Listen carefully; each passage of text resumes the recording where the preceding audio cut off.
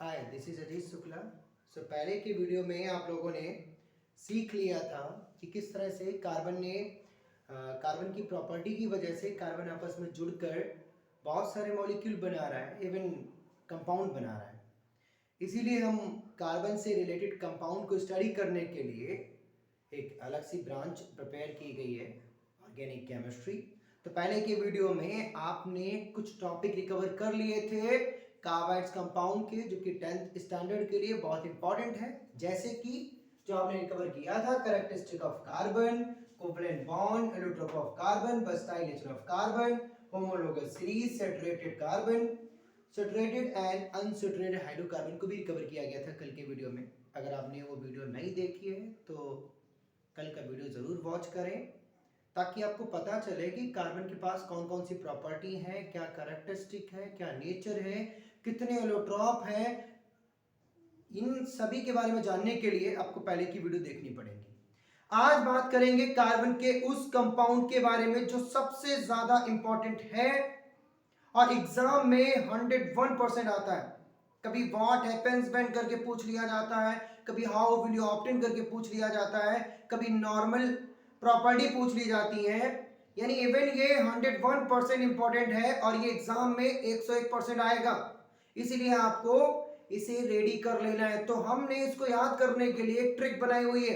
एक छोटी सी ट्रिक आपको याद करवाएगी सारी प्रॉपर्टी, जो कि दिलाएगी 7 मार्क्स। अधिकतर क्या होता है कि हम 10th में कार्बाइड्स कंपाउंड के जो इंपॉर्टेंट कंपाउंड है, जैसे कि एथेनॉल हो गया, इथेनोइक एसिड हो गया, इनकी प्रॉपर्टी पढ़ तो लेते हैं लेकिन याद नहीं रख पाते।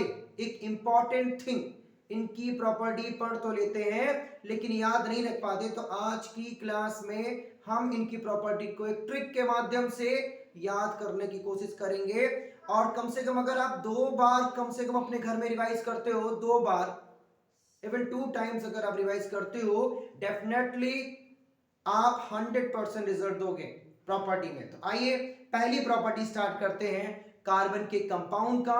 आपका अगला टॉपिक है some important of carbon compound. तो पहली प्रॉपर्टी आपकी है एथेनॉल। पहली प्रॉपर्टी क्या है? एथेनॉल। एथेनॉल क्या है? एथेनॉल में कोई कलर नहीं होता है, इवन कलरलेस है। अगर फिजिकली बात करें कैसा दिखाई देता है तो आप बताओगे कलरलेस है। एथेनॉल कैसे है? कलरलेस है। दूसरा, ये वाटर में इजीली सोल्यूबल हो जाता है। एथेनॉल वाटर में इजीली सोल्यूबल हो जाता है। थर्ड पॉइंट, एथेनॉल का जो बॉइलिंग पॉइंट है वो 78 डिग्री सेल्सियस है और एथेनॉल को हम अल्कोहलिक ड्रिंक वगैरह में यूज भी करते हैं। एवं ये 4 पॉइंट है जो कि फिजिकली आपको तैयार करने। पहला कि it's a colourless, it is easily soluble in water, the boiling point of ethanol is 78 degree Celsius और ये अल्कोहलिक ड्रिंक में भी यूज किया जाता है। It's use in alcoholic drink. अब ट्रिक क्या है? ये तो फिजिकली मेथड है, ये फिजिकली प्रॉपर्टी है, आप आसानी से पढ़ सकते हो, याद रख सकते हो। तो ट्रिक क्या है? ट्रिक है हिकॉन्ड। एथेनॉल की प्रॉपर्टी को पढ़ने के लिए आपको ट्रिक पढ़ना पड़ेगा हिकॉन्ड। हिकॉन्ड में सबसे पहले क्या करवाएंगे? सबसे पहले हम देखिए क्या है, एथेनॉल का फॉर्मूला क्या है? CH3CH2OH। CH3CH2OH। सबसे पहले क्या करवाएंगे? हम हीट करवाएंगे। हिकॉन्ड में जो H है ना, वो बेटा हीट है। सबसे पहले हम क्या करवाएंगे? हीट करवाएंगे। अगर आप इसे हीट करवाते हो, कार्बन से रिलेटेड जो भी कंपाउंड हीट किया जाए, carbon dioxide gas, water, heat और लाइट रिड्यूस होता है, यानी वही लाइब्रेट होके बाहर आता है।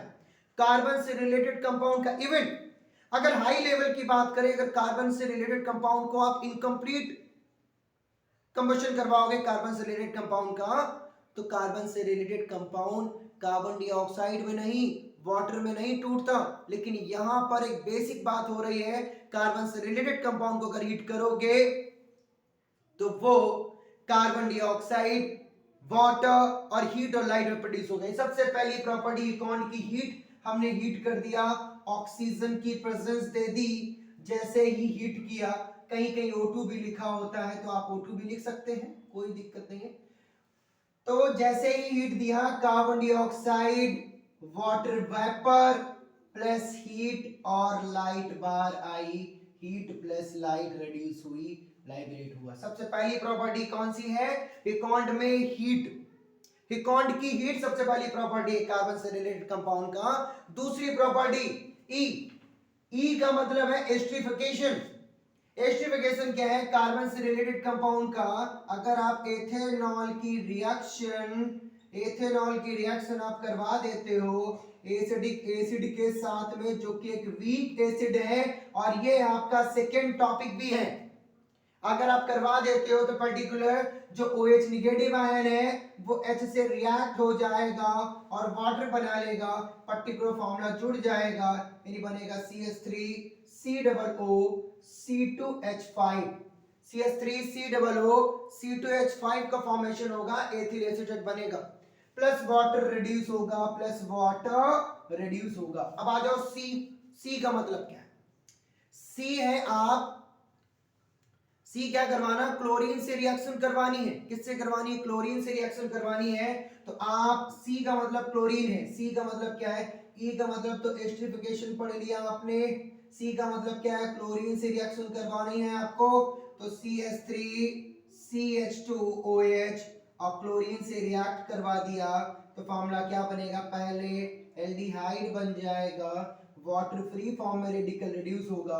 आफ्टर दैट Cl से फिर रिएक्शन होगी फिर से, तो क्या बनेगा? CCl3 और CHO का फॉर्मेशन होगा। बात समझिए।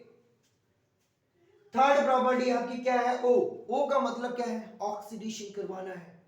देखिए कार्बन से रिलेटेड कंपाउंड का अगर हम ऑक्सीडेशन करवाएंगे, सबसे पहले क्या है? CH3CH2OH प्लस हमने ऑक्सीजन ले लिया, प्रेजेंस ले ली CrO3 की प्रेजेंस ले ली जब, तो ये यहां से क्या होगा? ये H बाहर आ जाएगा, फॉर्मूला बनेगा CH3CHO। और जैसे ही बेटा अगर हम दूसरा बायर एजेंट से प्रेजेंस करवाते हैं तो फॉर्मूला क्या आएगा? फॉर्मूला आएगा आपका CH3CH2OH और प्लस ऑक्सीजन ले लो, बायर एजेंट ले लो, KMnO4 की प्रेजेंस ले लो, फॉर्मूला बनेगा आपका CH3CHO प्लस अगर आप इसको फर्दर और हीट करवाते, देखो अभी क्या हुआ? अभी ऑक्सीजन रिड्यूस हुआ है। अगर आप एक बार और KMnO4 की प्रेजेंस लेते हो तो फॉर्मूला बनेगा CH3C। देखो यहां पर आपने क्या ले रहे हैं? एक ऑक्सीजन ले रहे हैं, ऑक्सीजन के साथ रिएक्शन करवा रहे हैं, KMnO4 की प्रेजेंस है, फॉर्मूला बन जाएगा CH3COOH। ये है एसिडिक एसिड। क्या है आपका? Acidic acid. अब देखिए अब आता है N का मतलब है सोडियम से रिएक्शन करवा सकते हैं आप, CH3CH2OH और प्लस Na, क्या बनेगा बेटा? CH3CH2ONA बनेगा आपका। अगला आता है डी का मतलब डिहाइड्रेशन। डी का मतलब क्या? डिहाइड्रेशन क्या करवा सकते हैं आप? CH3CH2OH डिहाइड्रेशन करवाना है, हाइड्रोजन क्या कर, देखो डिहाइड्रेशन में क्या होता है? वाटर बाहर आ जाता है, पता है ना आप सभी को? डिहाइड्रेशन में वाटर बाहर आ जाता है। तो वाटर अगर बाहर आएगा बेटा, देखिए ध्यान से, डिहाइड्रेशन करवा रहे हैं हम, H2SO4 की प्रेजेंस लेंगे, 170 डिग्री सेल्सियस पर हीट कर देंगे तो बनेगा CH3। ध्यान देखिए वाटर बाहर आया, बनेगा CH2, डबल बॉन्ड CH2 और प्लस क्या रिड्यूस हो गया? वाटर। क्या रिड्यूस हो गया? वाटर। और एक अनसैचुरेटेड हाइड्रोकार्बन बन गया, अनसैचुरेटेड हाइड्रोकार्बन का फॉर्मेशन हुआ। ओके, अनसैचुरेटेड हाइड्रोकार्बन का फॉर्मेशन हुआ ये जब हमने इसका डी करवाया, डिहाइड्रेशन। देखिए सिंपल है, H का मतलब हीट करवाना है, E का मतलब एस्टरिफिकेशन करना है, C का मतलब क्लोरिफिकेशन करना है, क्लोरीन से रिएक्शन करवानी है, ठीक है, और O का मतलब ऑक्सीडेशन करना है। ये 4 और 5th रिएक्शन जो है वो ऑक्सीडेशन की है। और अगली प्रॉपर्टी आपकी क्या है बेटा? वो है आपकी N का मतलब सोडियम से रिएक्ट करवाना है और D का मतलब डिहाइड्रेशन करना है। बस अगर आप इतनी प्रॉपर्टी एग्जाम में लिख के चले आते हो तो आप 7 मार्क्स पा सकते हो एग्जाम में। इसी तरीके से है हिकॉन्ड। हिकॉन्ड क्या है? एक ट्रिक है हिकॉन्ड, HECOND। H का मतलब हीट, E का मतलब एस्टरिफिकेशन, C का मतलब क्लोरीन, क्लोरीन के साथ रिएक्ट करवानी है, सी के बाद आया ओ, ओ का मतलब ऑक्सीडेशन, दो रिजल्ट लेने हैं, दो, एक आपको CrO3 लेना है, KMnO4 लेना है। अगला आता है आपका एन, एन का मतलब सोडियम से रिएक्शन करवानी है, और डी क्या है, डिहाइड्रेशन करवाना है आपको, जिसमें आपका एक अनसैचुरेटेड हाइड्रोकार्बन प्रोड्यूस होगा। अब आइए दूसरी बात कर लेते हैं। दूसरी क्या है आपका, एथेनोइक एसिड है। एथेनोइक एसिड में क्या करना है आपको, देखिए एथेनोइक एसिड का फार्मूला ये जो आपने बनाया CH3C। देखिए एथेनोइक एसिड की सबसे पहले फिजिकल प्रॉपर्टी की बात कर लें कि एथेनोइक एसिड का जो मेल्टिंग पॉइंट होता है वो 290 केल्विन है, जो मेल्टिंग पॉइंट है 290 केल्विन है। एथेनोइक एसिड अगर वाटर में प्रेजेंट है 5 से 8%, समझिए वाटर में अगर प्रेजेंट है एथेनोइक एसिड, देखिए ये हमने लिखा है, ये आपका एथेनोइक एसिड हो गया, एथेनोइक एसिड हो गया। एथेनोइक एसिड को एसिडिक एसिड भी बोलते हैं। अगर ये वाटर में प्रेजेंट है कितना, 5 से 8%, तो बेटा इसको विनेगर बोलेंगे। क्या बोलेंगे, विनेगर। आज से समझ लीजिए, अगर पूछा जाए विनेगर में एसिडिक एसिड की मात्रा बताइए वाटर में, तो आप बताओगे 5 से 8%। जो वाटर लिया है ना उसका 5 से 8% आपका विनेगर कहलाएगा। दूसरा, अब इसकी ट्रिक क्या है, इसकी है WB नाजेर। WB नाजेर, W क्या है, वॉशिंग है, वॉशिंग, वॉशिंग क्या है, वॉशिंग सोडा है। B क्या है, बेकिंग पाउडर है। Na क्या है, Na तो जानते हो सोडियम से रिएक्शन करवानी है। Z क्या है, Z जिंक से रिएक्शन करवानी है। E का एस्टरिफिकेशन है, और R का मींस क्या है, रिडक्शन करवाना है, रिडक्शन। देखिए सबसे पहले W से करवाते हैं, फार्मूला ले लेते हैं CH3 COOH, CH3 COOH, और W से रिएक्शन करवानी। W का मतलब बेकिंग, W का मतलब क्या है, वॉशिंग सोडा। वॉशिंग सोडा का फार्मूला Na2CO3, Na2CO3। अब देखिएगा ध्यान से, कहीं भी CO3 रिड्यूस, कहीं भी CO3 फार्मूला में लिखा मिले, CO2 प्लस O में डिसोसिएट कर देना है, तो फार्मूला क्या बनेगा, फार्मूला क्या बनेगा, आप कंप्लीट करिए रिएक्शन WB नाजेर की, तो फार्मूला क्या बनेगा, CH3 COONA, और प्लस बन जाएगा CO2, और प्लस रिड्यूस वहां से क्या होगा, वाटर रिड्यूस हो जाएगा, H2O। क्या रिड्यूस हो जाएगा, वाटर रिड्यूस हो जाएगा। आप सीधा समझ लीजिए, अगर वाटर रिड्यूस ना करो तो आप हाइड्रोजन गैस रिड्यूस कर दो, कोई प्रॉब्लम नहीं है, वाटर हाइड्रोजन वेपर के फॉर्म में रिड्यूस होगा। तो अगली बात करें, अगर हम इसकी बेकिंग सोडा के साथ करवाएं बेकिंग पाउडर की, तो रिएक्शन क्या बनेगा, CH3 COOH, और प्लस फार्मूला ले लिया NaSCO3। रिएक्शन क्या होगा बताइए, रिएक्शन क्या होगा, पर्टिकुलर ये डिकम्पोज होगा, क्या बनेगा, CH3 COONA plus H2O plus CO2, दोनों कंटेंट इजली हैं, एक साथ ही आपको करने हैं। अगर आप यहाँ 2 से मल्टीप्लाई कर दोगे तो यहाँ पर वाटर भी बना सकते हो, कोई इशू नहीं है, वाटर या हाइड्रोजन गैस दोनों बन सकते हैं। तो यहाँ पर आपको क्या करना है, 2 से मल्टीप्लाई कर देना है आपको। बात समझ में आ रही है। अगला देखिए, अगली बात करें अगर हम, तो अगला टॉपिक आता है आपका, यहाँ से H ने रिएक्शन की किसके साथ, भाई H क्या करेगा, H क्या करेगा, H से रिएक्ट होगा, अगर H से रिएक्ट होगा जुड़ जाएगा, तो इस ऑक्सीजन से रिएक्ट कर लेगा, वाटर बन जाएगा, और कार्बन डाइऑक्साइड गैस के फॉर्म में बाहर आएगा। अगला है नाजेर, मतलब N से रिएक्शन करवानी है। अब N से क्या करवाओगे, N से क्या करवाओगे भाई, CH3 COOH, और प्लस Na से रिएक्शन करवाओगे, तो फार्मूला क्या बनेगा, नोट डाउन कर लीजिए सब, ये नोट डाउन कर लीजिए, फार्मूला क्या बनेगा बताइए, फार्मूला बनेगा आपका, क्या बनेगा बताइए, CH3 COONA, और प्लस हाइड्रोजन गैस बाहर आ जाएगी, समझिए। अब आता है Z, Z का मतलब जिंक से करवानी है, तो CH3 COOH, और प्लस जिंक ऐड कर दीजिए, फार्मूला बन जाएगा CH3 COO, जिंक पे 2 आयन होते हैं इसीलिए Zn positive, double positive, CH3 COO का होल ट्वाइस बन जाएगा, और प्लस वहां से हाइड्रोजन गैस रिड्यूस होगी, बाहर आएगी, जो से मल्टीप्लाई कर लीजिए रिएक्शन बैलेंस करने के लिए। अगला है एस्टरिफिकेशन, एस्टरिफिकेशन में क्या करना है, CH3 COOH plus CH3 CH2OH, बेटा सिमिलर रिएक्शन है जो आपने इधर परफॉर्म की थी, कहां परफॉर्म की थी, अभी आपने परफॉर्म किया था रिएक्शन एस्टरिफिकेशन, ये रहा आपका एस्टरिफिकेशन, ये परफॉर्म की थी, बिल्कुल सिमिलर रिएक्शन है, कुछ परिवर्तन नहीं है। फॉर्मूला बिल्कुल सेम होगा, CH3COO C2H5 plus water reduce होगा। अब सिर्फ R बचा। R का मतलब है रिडक्शन।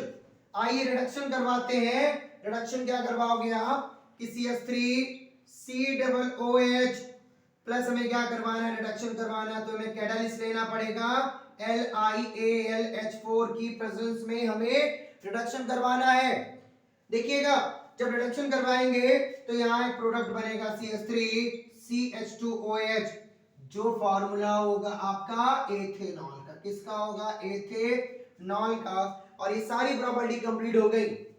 देखिए W का मतलब washing powder, baking soda, sodium, zinc के साथ करवानी का मतलब एस्टिफिकेशन, R का मतलब रिडक्शन करवाना है। तो हिकॉन्ड और WB-नाज़िर दो बार रिपीट करना, हिकॉन्ड WB-नाज़िर। जब आप रिपीट कर लोगे तो एक व्यू मिल जाएगा आपको पढ़ने का, और जो व्यू मिलेगा ना पढ़ने का, उसी व्यू से आप अगर इस वीडियो को 3 बार देखोगे ना, ये सारी रिएक्शन आपको रेडी हो जाएगी।